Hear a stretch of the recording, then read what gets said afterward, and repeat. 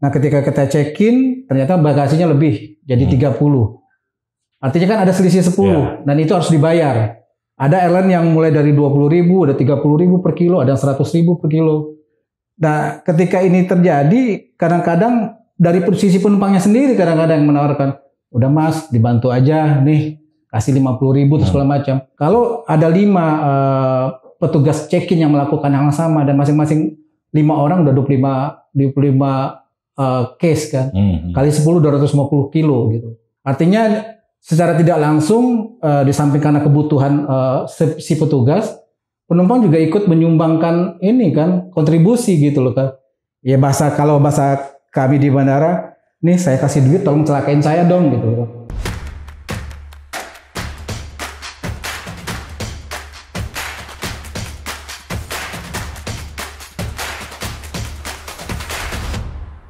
Oke, Sobat Strategi, salam merdeka, salam peradaban. Bersama saya di sini sekarang telah hadir kawan lama saya, ya kan, Bung Raymond Lira Mufti. Lidra Mufti. Ya, Bung Raymond ini dulunya aktivis 98 dari Padang di Universitas Bung Hatta, ya kan, kadernya Bung Hatta ini kan. Artinya sekarang beliau menetap di Jakarta dan tercatat sebagai Ketua Badan Pengawas Federasi Serikat Pekerja Bandara Indonesia. Artinya kita hari ini kita ingin ngomong lebih jauh dengan Bung Raymond tentang fungsi serikat pekerja itu apa, ya kan? Ada manfaatnya nggak sih serikat pekerja? Oke, itu saja mungkin perkenalan saya dengan bintang tamu kita kali ini, ya kan? Kalau kita bilang aktivis, udah bosen dia. Kita bilang aja bintang tamu, Bung Raymond. Gimana Bung Raymond kabarnya? Baik, alhamdulillah. Artinya kerjaan apa? Masih seputar bandara? Masih seputar bandara. Oke. Nah ini menarik nih Bung Raymond. Di sini tercatat di CV Anda Ketua Badan Pengawas Federasi Serikat Pekerja Bandara. Nah itu ngapain sih? Serikat Pekerja Bandara itu ada fungsinya nggak sih? Iya kan? Ya, kalau bicara serikat pekerja bandara, artinya itu kita semua menjalankan amanat undang-undang. Karena dalam undang-undang kan memang diatur tentang kebebasan berserikat. Itu di Undang-Undang Dasar gitu. Kemudian diturunkan dalam Undang-Undang tentang serikat pekerja itu juga membolehkan semua pekerja di sektor manapun membentuk serikat pekerja dan itu di undang-undang. Bahkan sampai ketika kita akan menyampaikan aspirasi ke perusahaan, ketika aspirasi itu tidak mendapat tanggapan atau tidak mendapat respon dari perusahaan, kita boleh mogok dan dilindungi undang-undang gitu. Sampai sejauh itu, Bu.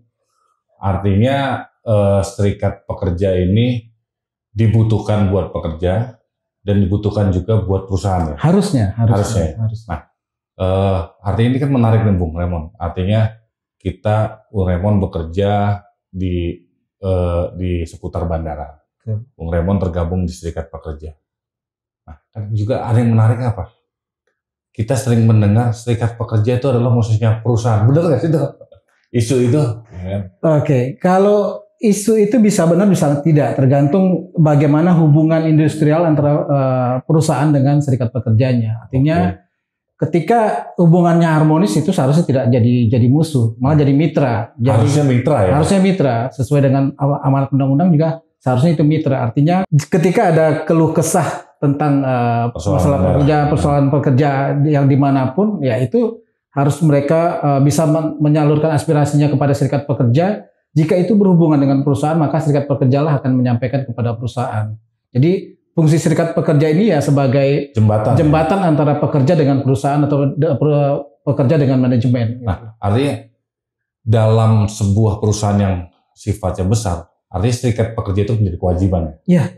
Nah, ini menarik juga ada serikat pekerja kan ada ya kita tahu lah serikat pekerja buruh metal, serikat pekerja garment, serikat pekerja industri otomotif, ya kan. Ini serikat pekerja di bandara.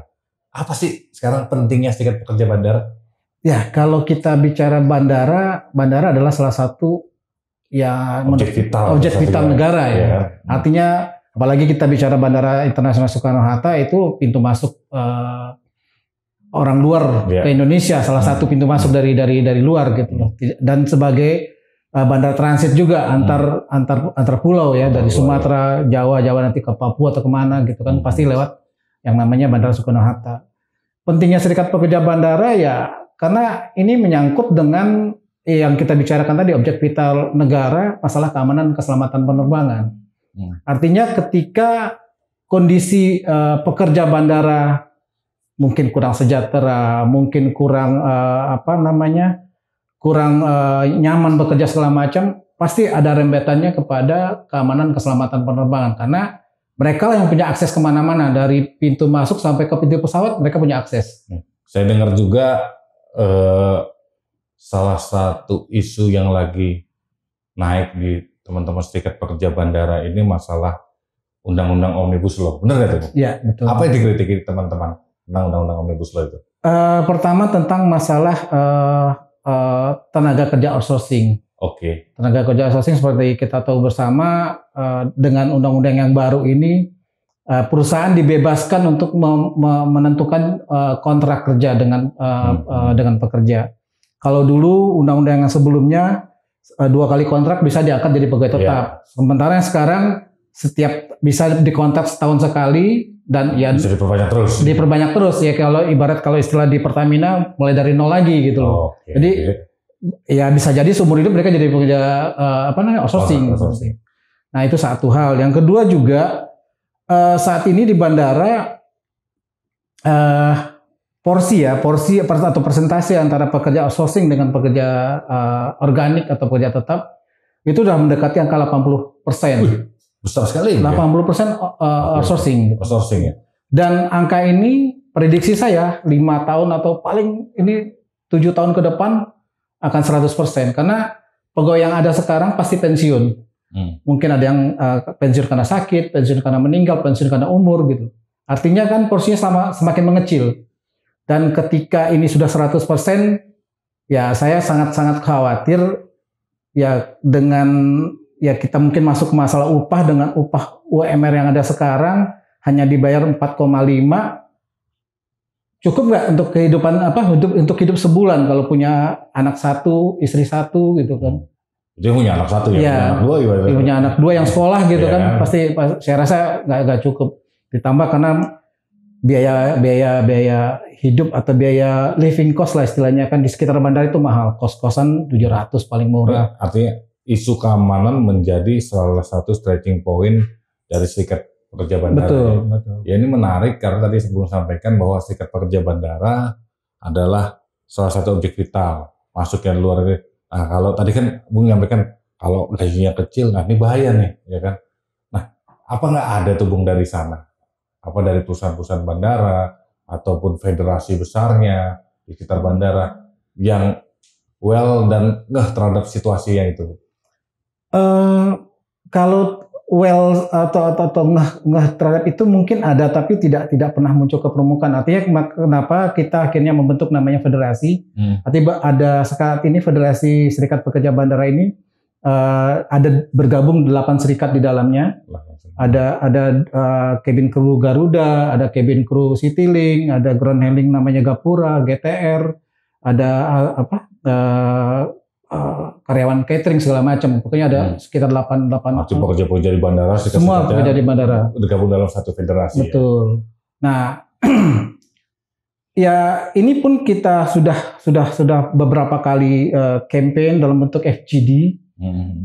Masalah keamanan dan keselamatan penerbangan itu yang berhubungan dengan kesejahteraan pekerja bandara itu sendiri gitu loh.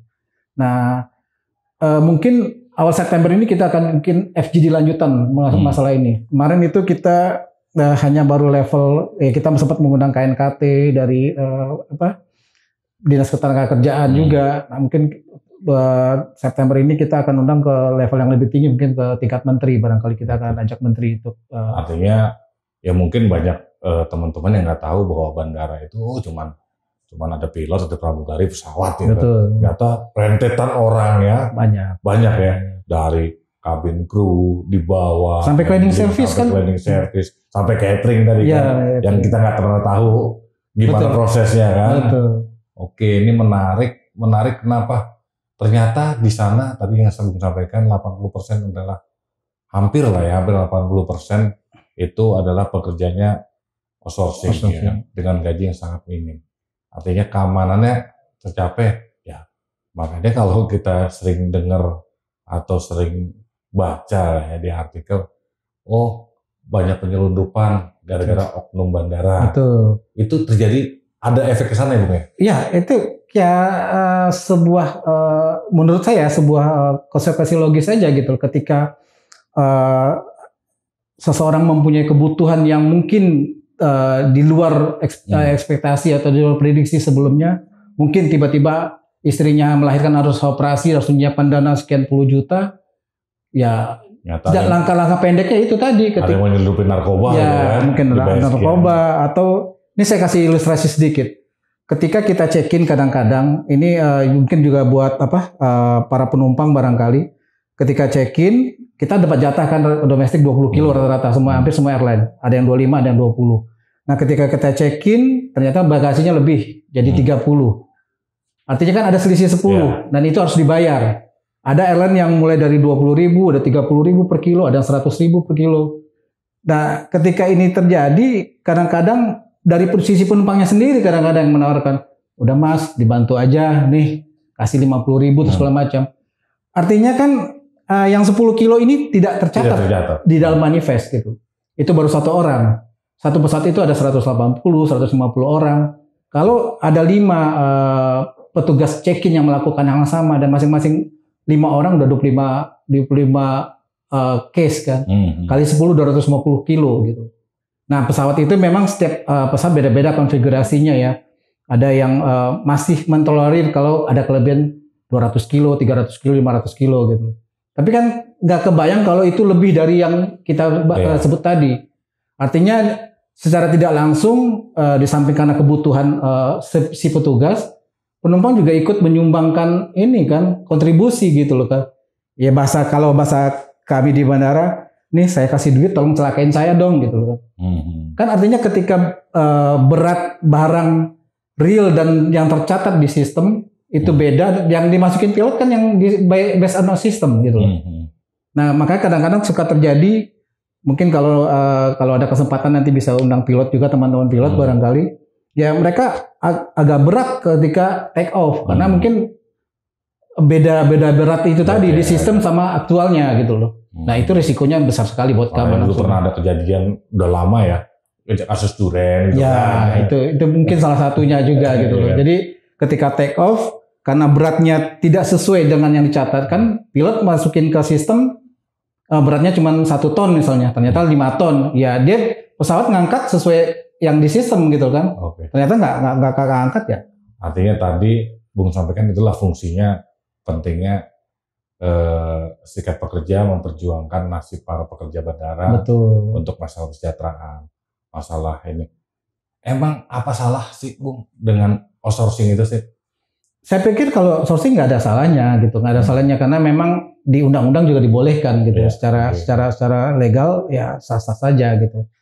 Cuman kadang-kadang kan banyak perusahaan dalam tanda kutip yang agak nakal memanfaatkan situasi itu gitu loh. Artinya kalau kita baca di undang-undang yang baru Cipta Kerja di pasal 88E masalah pengupahan, 88E itu masalah pengupahan upah minimum gitu. Terus turunannya ke PP 36 pasal 23 dan 24 itu upah minimum perusahaan dilarang membayar di bawah upah minimum, itu pasal 23. Di pasal 24 upah minimum itu UMR itu hanya berlaku untuk pekerja yang bekerja di bawah 1 tahun masa kerja. Oke, UMR hanya berlaku untuk pekerja di bawah 1 tahun. Ya, yang di atas 1 tahun di ayat keduanya itu diberlakukan skala upah dan struktur upah. Jadi ada mungkin tahun kedua naik berkala atau segala macam gitu. Nah itu kan sebenarnya ada ruang untuk berdiskusi antara serikat pekerja dengan perusahaan atau manajemen. Nah di sana harusnya, ini dengan kondisi sekarang perusahaan bisa hanya mampu menaikkan 5%, jangan minta 10% dong, kan bisa nego di sana. Nah kalau cuma mampu 5%, jangan minta 6%. Ya gitu kan, bisa didiskusikan lah. Tapi kan faktanya itu nggak pernah terjadi dan malah mungkin secara diam-diam mereka pura-pura tidak tahu kalau itu ada gitu loh. Makanya sering dikatakan bahwa serikat pekerja adalah musuhnya perusahaan. Betul. Padahal seharusnya menjadi mitra. Mitra. Oke, artinya ini menarik, Bu. Terus gini, serikat pekerja bandara sendiri apakah berkomunikasi dengan serikat pekerja yang lain? Oh pasti. Kita selalu hubungan kerja masih ada diskusi ya. Artinya antar sesama pekerja bandara atau sesama serikat pekerja, baik yang ada dalam federasi ataupun di luar federasi. Kayak sekarang kalau serikat pekerja Angkasa Pura kan sebagai tuan rumah, sebagai operator bandara nih. Mereka juga punya serikat pekerja, tapi tidak tergabung dengan federasi kita. Tapi ya nggak ada masalah, kita tetap bisa komunikasi. Ya. Ataupun dengan serikat pekerja di sektor lain. Mungkin di pelabuhan, kereta api. Ya. Kita ada pertemuan-pertemuan rutin kok. Oke, artinya ini menarik tentang serikat pekerja bandara, artinya Bung bekerja di sana. Nah, artinya tadi kita juga ingin membahas di sini, kira-kira apa yang bisa membuat serikat pekerja itu memiliki power lebih untuk memperjuangkan? Ya, kalau untuk bicara power, ya memang tidak lain dan tidak bukan, ya itu tadi keikutsertaan para pekerja untuk bergabung ke serikat pekerja itu sudah pasti pertama. Cuman kan ada sedikit kendala di sini ketika di undang-undang serikat pekerja yang bisa membentuk serikat pekerja hanya ada perusahaan gitu loh. Ini menjadi kendala ketika sebuah perusahaan, taruhlah perusahaan A. Di sini ada 100 orang pegawai tetap. Tapi dia juga mensubkan pekerjaannya, sebagian pekerjaannya atau mungkin seluruh pekerjaannya kepada vendor. Nah, pekerja yang ada di bawah vendor ini kan nggak bisa bergabung di sini. Yang di bawah vendor ini outsourcing lah, kita sebut seperti itu. Nah, pegawai outsourcing ini tidak bisa bergabung ke perusahaan induk, serikat dalam bentuk serikat pekerja. Paling mereka bentuk sendiri di PT vendor itu. Tapi kan susahnya mereka kontraknya berjangka gitu. Ketika vendor ini beranggapan atau perusahaan induk beranggapan ini terlalu gitu kan? Bukan terlalu merugikan, terlalu meminta macam-macam, ya kontraknya selesai habis gitu kan. Makanya ada ketakutan bagi pegawai outsourcing untuk membentuk serikat pekerja di sini gitu. Jadi itu kendala besar buat kita sebenarnya. Gitu. Nah, Bu, untuk mengatasi persoalan-persoalan pekerja, ya sering kita lihat demo buruh. Apakah satu-satunya jalan itu harus demo? Kalau saya pikir sekarang demo buruh, ya demo memang di undang-undang dibolehkan. Cuman bukan satu-satunya, itu kan sebenarnya pilihan, masalah pilihan untuk menyampaikan aspirasi. Nah, seperti yang kita bahas tadi di awal, kadang-kadang jalur aspirasi ini untuk berkeluh kesah dengan perusahaan itu tertutup. Karena itu tadi mindset perusahaan kan, lu musuh gue, ngapain gue kerja dengar aspirasi segala macam. Akhirnya ketika sekali dua kali nggak tembus, ya akhirnya demo gitu loh. Dan kebiasaannya seperti itu gitu, karena nggak ketemu nih maunya perusahaan dan maunya pekerja gitu. Tadi juga ada Bung, sebelum demo ada juga FPG buat diskusi segala macam. Artinya demo adalah jalan terakhir lah ya, jalan terakhir. Nah, kalau demo kira-kira demo nggak diterima juga ngapain tuh Bung? Terakhir mogok. Mogok kerja ya. Tapi sebenarnya kalau saya secara pribadi mogok itu pilihan terakhir lah ya. Pilihan yang sangat-sangat terakhir dan pilihan yang udah benar-benar mentok. Artinya kalau kita bicara mogok di bandara bisa kebayang efeknya kemana-mana gitu kan. Artinya penumpang telat, barang telat, itu secara ekonomi pasti mengganggu sekali gitu. Pasti bandara pasti lumpuh. Apalagi kalau demonya di Soekarno-Hatta. Seluruh Indonesia bisa lumpuh karena pesawat dari sini semua kan. Jangankan demo macet mau arah bandara aja ngaruh. Delay berapa pesawat kan. Pilotnya telat datang segala macam kan. Apalagi kalau mogok serentak bisa mungkin puluhan miliar kali sehari. Kan? Artinya serikat pekerja itu punya metode, punya cara untuk menyampaikan aspirasi dan demo bukan satu-satunya cara. Artinya banyak pilihan lain. Dan lebih besar dari demo pun juga bisa. Ya kan? Nah ini menarik Bung. Artinya kira-kira secara apa kita kehidupan bernegara, berbangsa, serikat pekerja itu mencitrakan ini kita nggak sih? jati diri bangsa nggak sih? Ya pasti, kalau menurut saya pasti, karena ya di sana ada gotong royong kan. Artinya nilai-nilai bangsa kita kan salah satunya gotong royong. Ya kita di serikat pekerja kan gotong royong sifatnya. Artinya ketika muncul permasalahan, ada permasalahan kita kerjakan, kita bantu sama-sama. Malah ketika serikat pekerja yang lain atau pekerja non serikat pun yang bukan anggota pun ketika minta ke serikat untuk dibantu atau untuk ini, kita wajib bantu, kita boleh bantu gitu. Nggak harus anggota gitu loh. Di luar anggota pun kita bantu. Makanya itu yang kita sebut dengan solidaritas serikat pekerja antar pekerja gitu. Oke, itu buat ini, ya artinya serikat pekerja itu membantu ya kan. Nah, terus kira-kira Bung, pemerintah sekarang ya kan udah cukup memberi perhatian lebih nggak sih terhadap serikat pekerja? Kalau bicara memberikan perhatian lebih atau belum, saya merasa memberi perhatian mungkin sudah, tapi kalau bicara lebih mungkin belum.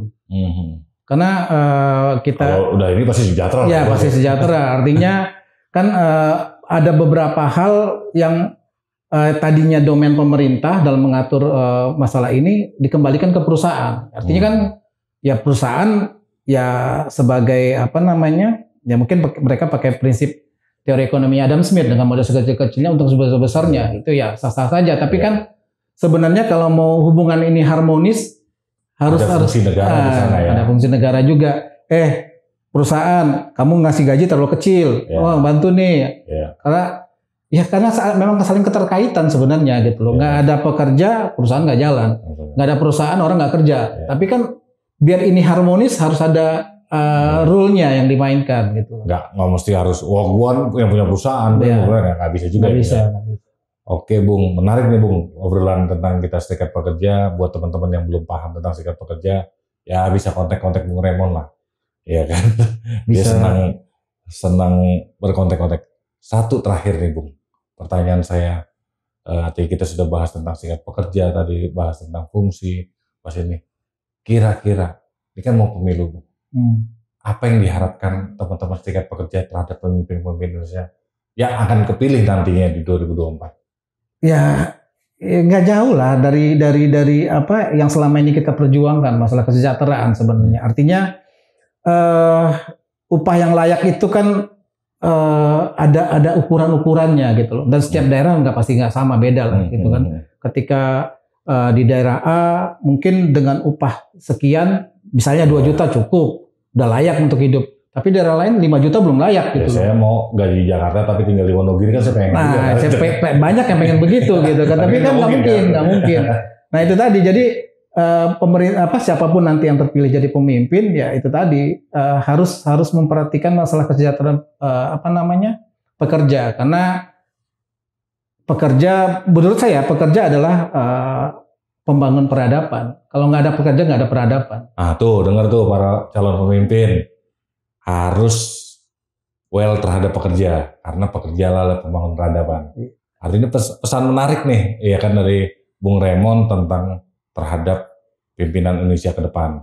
Karena mau nggak mau, walaupun gini, ya persoalan pasti ada, persoalan buruh, persoalan pekerja, persoalan serikat, persoalan berorganisasi, walaupun diatur undang-undang pasti persoalan ada. Pasti. Tetapi kalau negara hadir di tengah-tengah untuk menengahi masalah antara pekerja, pengusaha, pasti kan ada jalan solusinya. Ada jalan tengah. Ada jalan tengahnya. Oke Bung, itu kayaknya cukup sekian dari saya Bung. Kira-kira Bung, sebelum kita ditutup, ada pesan-pesan nggak buat teman-teman serikat pekerja? Atau buat teman-teman perusahaan lah, ya kan, yang masih menzolimi para pekerjanya gitu kan. Ya bukan tempat perusahaan Bung ya, artinya di perusahaan dimanapun lah ya. Ya mungkin buat teman-teman sesama pekerja dimanapun ya kita harus tetap bersatu, harus tetap membangun solidaritas, bahwa kita masih perlu memperjuangkan untuk kesejahteraan para pekerja yang ada di Indonesia. Kemudian juga untuk para pengusaha, ya sekali lagi, serikat pekerja bukanlah musuh. Serikat pekerja seharusnya jadi mitra para perusahaan gitu. Karena banyak hal yang bisa kita komunikasikan, banyak hal yang bisa kita diskusikan kalau dibukakan ruang untuk itu. Tapi kalau ruang itu tidak terbuka ya mohon maaf kita mungkin akan demo, ujung-ujungnya mungkin akan mogok. Itu aja sih. Tuh, dengar tuh para pengusaha, ya kan? Iya kan? Ya kalau tadi Bung Raymond pakai teori saya apa ya? Ya jangan lupakan nih marhen-marhen ini lah ya kan. Jangan lupakanlah kaum pekerja ya kan. Karena tanpa mereka Anda tidak akan menjadi besar. Oke, itu saja dari saya. Terima kasih Bung Raymond atas kehadirannya. Lain kali kita diskusi lagi. Mungkin bisa diajak tadi pilotnya bisa diajak diskusi. Boleh. Pramugari juga boleh lah Bung ya. Siap. Pramugara nggak usah dulu lah ya. Karena kita banyakkan cowok nih kan. Ya. Pramugari boleh lah. Terima kasih atas waktunya. Merdeka, salam peradaban.